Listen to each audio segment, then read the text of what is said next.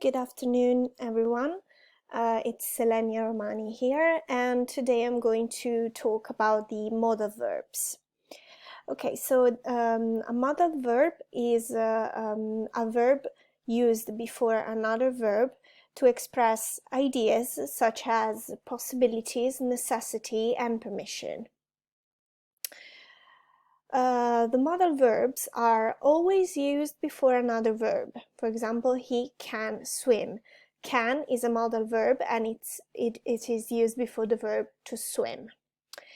The modal verbs never change, so they don't have to add the s, the ed, or the ing form.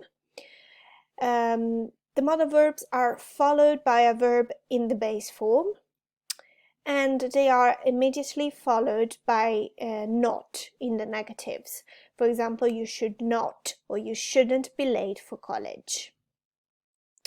Some of the modal verbs that I'm going to talk about in this video are must, have to, can, could, to be able to, should, ought to, shall, may, might, will, would, and need.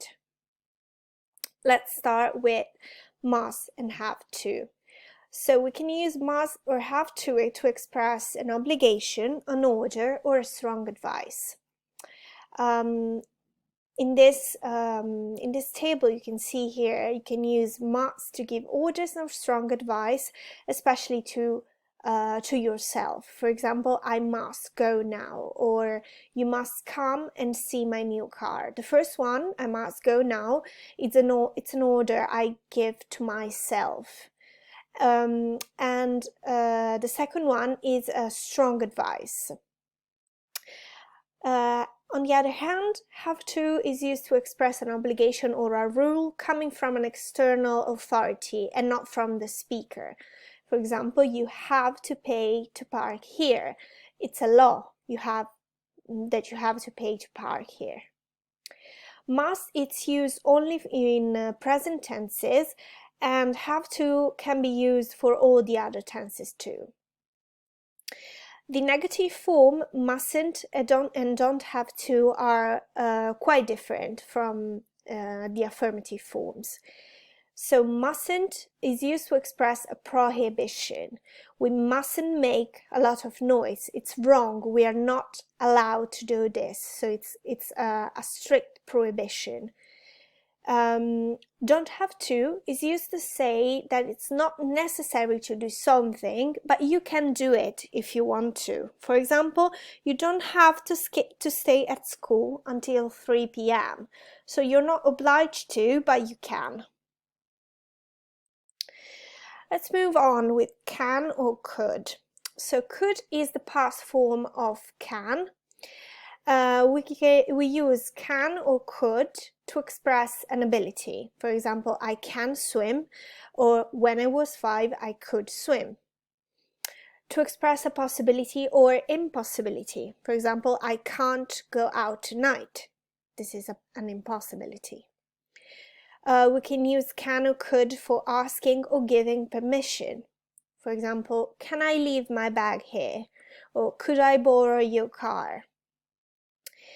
And also for making requests or offers. Can you pass me the bread, please? This is a request. Or could you tell me where the station is? Another request. And can I help you? This is an offer. Be careful, because could is a more polite and more formal request than can. So it's used especially with people you don't know very well. Let's move on to the use of be able to. So this is the construction with the subject, am, is, are, able to, and the verb at the base form. It can be used with present and past forms, but also with all the other tenses. So, for example, will you be able to come to the party? This is a future tense. And to be able to can be used to express an ability in the present with almost the same meaning of can, or in the past to say that someone did something in a specific situation. For example, we were able to find Archie in the end. This is a specific situation.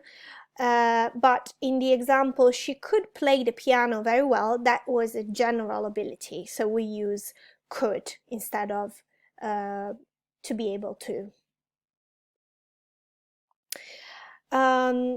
Let's talk about should or shouldn't. Should and shouldn't are used to give or ask for an advice. For example, you should start looking for a job. This is an advice. And should I go there first? This is asking for an advice.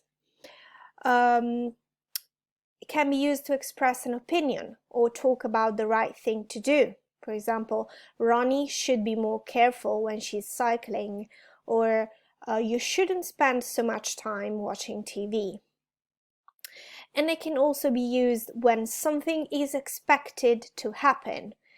For example, Steve should email us soon, but also when we discover that something isn't as we expected. This postcard is from New York, but Steve should be in LA.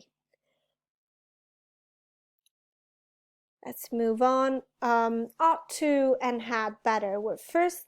Ought to and ought not to are used in the place of should or shouldn't, but ought to is more formal and is used to remember someone his or her duty. For example, you ought not to say things like that.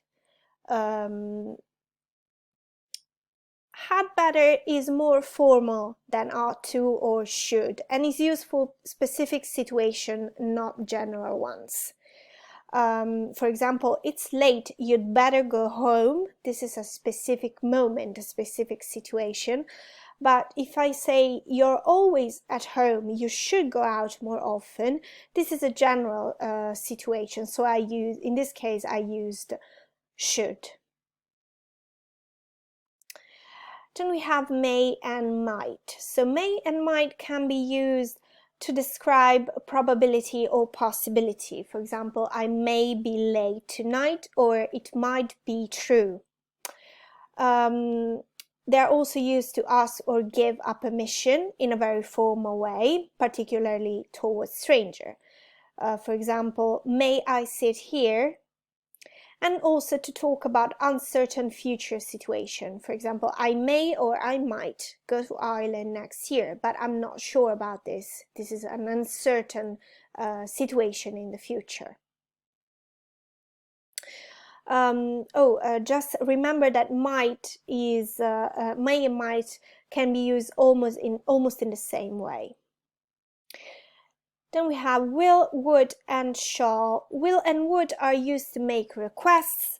If we want to make a request in a informal way, you have to use will. Will you help me with this, please? And if you want to make a request in a more formal way, you should use would you open the window, please? They are also used to make suggestions. For example, would you like to go out for dinner? Or to offer to do something with the use always of would you like. For example, would you like a cup of coffee? Shall is used to make suggestions. For example, shall we go by bike? Or to make offers. Shall we clean the car for you? So you're offering to do something. And last, we have need, needn't have, and didn't need to. So need is used as a modal verb to express a necessity or a request, particularly in negative sentences and questions. For example, need I come with you? I needn't come. We have two ways to express, to use need in the past and as a modal verb. So we can use didn't need to say that it wasn't necessary to do something because it has already been done. For example, Oliver didn't need to buy a computer. And we can use or we can use needn't have to say that you've already done something but it wasn't necessary to do it. For example, we needn't have got up at 7 a.m. but we have. So we have done something already, even if it wasn't necessary. Okay, that was it. I hope everything was clear, and of course, if you have any questions, I will answer to you if you put a comment down below this video. Thank you. Bye.